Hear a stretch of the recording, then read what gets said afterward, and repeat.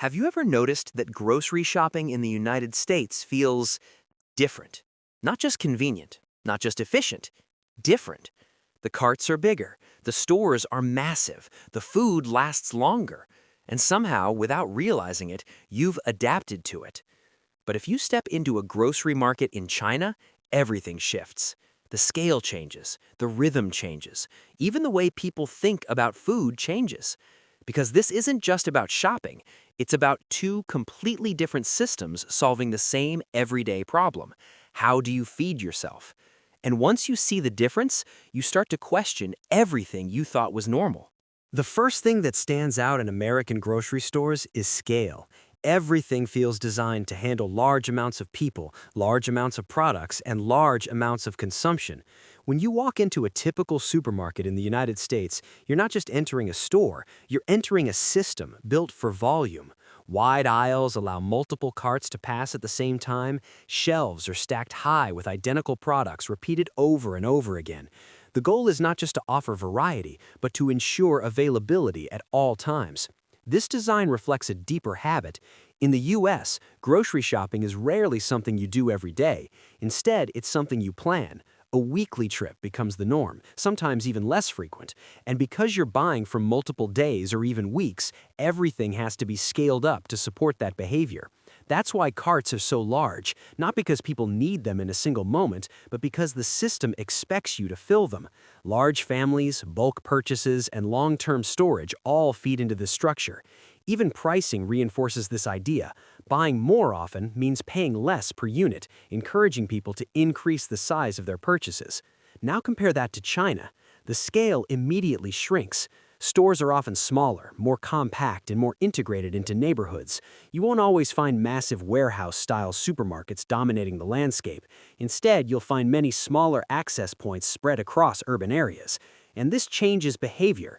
People don't feel the need to buy everything at once. They don't need massive carts because they're not planning for 2 weeks. They're planning for today, or maybe tomorrow. So while the US builds around scale and consolidation, China builds around accessibility and repetition. Two systems, same goal, completely different experience. One of the biggest invisible differences between the United States and China is not what people buy, it's how often they shop. In the US, grocery shopping is structured around fewer, larger trips. This is partly because of distance, partly because of time, and partly because of habit. People often dedicate a specific day to shopping. It becomes part of a routine. You drive to a large store, spend a significant amount of time inside, and leave with everything you need for several days. This behavior creates a mindset of anticipation. You think ahead. You try to predict what you will eat. You make lists, you calculate quantities, and because you don't want to come back too soon, you often buy slightly more than you need, just in case. That just-in-case mentality is subtle but powerful. It leads to overbuying, larger storage needs, and a reliance on products that can last longer without spoiling. Now contrast that with China. In many cities, grocery shopping is not a weekly event, it's a frequent, almost daily activity. Because stores are closer, smaller, and easier to access, there's less pressure to plan far ahead. You don't need to predict your meals for the next 7 days. You can simply decide later. This creates a completely different relationship with food. Instead of managing inventory, people respond to immediate needs. If something is missing, you can go get it quickly. If you want something fresh, you buy it that day. There's less risk involved, less guessing, and less dependency on long-lasting products. So while American grocery shopping is about planning ahead and minimizing trips, Chinese grocery shopping is about flexibility and constant access. Same activity, different rhythm. Now let's look at what people actually put in their carts. In the United States, a significant portion of grocery items are packaged, processed, or preserved in some way. Frozen meals, canned goods, pre-cut vegetables, and ready-to-eat options are everywhere. These products are designed to last longer, require less preparation, and reduce the time spent cooking. This aligns perfectly with the American shopping pattern. If you're buying food for several days, you need it to survive that period. Shelf life becomes important, convenience becomes valuable, and packaging becomes essential. Even fresh products are often modified for convenience. Vegetables are washed and cut, fruits are pre-packaged, meat is portioned and sealed. Everything is optimized to reduce effort. Now look at China. Freshness plays a much bigger role. Instead of prioritizing how long food can last, the focus is often on how fresh it is at the moment of purchase. Vegetables are bought with the expectation that they will be used soon. Meat and seafood are often selected the same day they're prepared.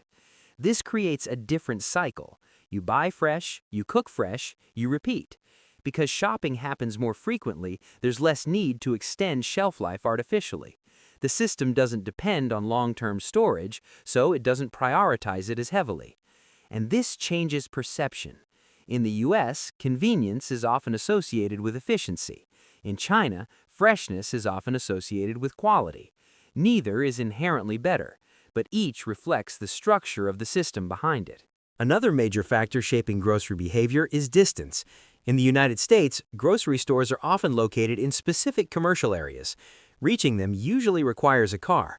Even in suburban environments, walking to a grocery store is not always practical.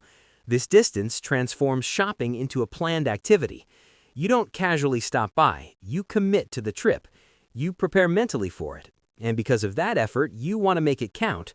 You don't want to forget anything. You don't want to come back tomorrow, so you buy more. Now compare that to China. In many urban areas, grocery options are deeply integrated into daily life. Small stores, markets, and food vendors are scattered throughout neighborhoods. It's common for people to have multiple options within walking distance, sometimes within minutes. This proximity removes friction. You don't need to plan extensively. You don't need to drive. You don't need to dedicate a large block of time. You can simply go when needed. And that changes everything. Because when access is easy, behavior becomes flexible. You don't need to optimize each trip. You can afford to be spontaneous. So, while the US system encourages fewer, larger trips due to distance, the Chinese system enables frequent, smaller trips through accessibility. And once again, behavior follows structure. What happens after you leave the grocery store is just as important as what happens inside it. In the United States, homes are built with storage in mind. Large refrigerators, separate freezers, and spacious pantries are common. This allows households to store significant amounts of food for extended periods. And once that capacity exists, it influences behavior. If you have the space to store more, you are more likely to buy more. Bulk purchasing becomes practical. Sales and discounts become opportunities to stock up.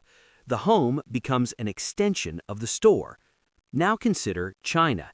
In many urban apartments, space is more limited. Refrigerators are often smaller. Storage areas are tighter. This naturally limits how much food can be kept at once. So behavior adjusts. Instead of storing large quantities, people rely on frequent shopping. Instead of keeping backup supplies, they depend on accessibility. The system shifts from storage-based to access-based, and this creates a different rhythm of consumption. In the US, storage supports infrequent shopping. In China, limited storage encourages frequent shopping. Both systems are logical, but they produce very different habits.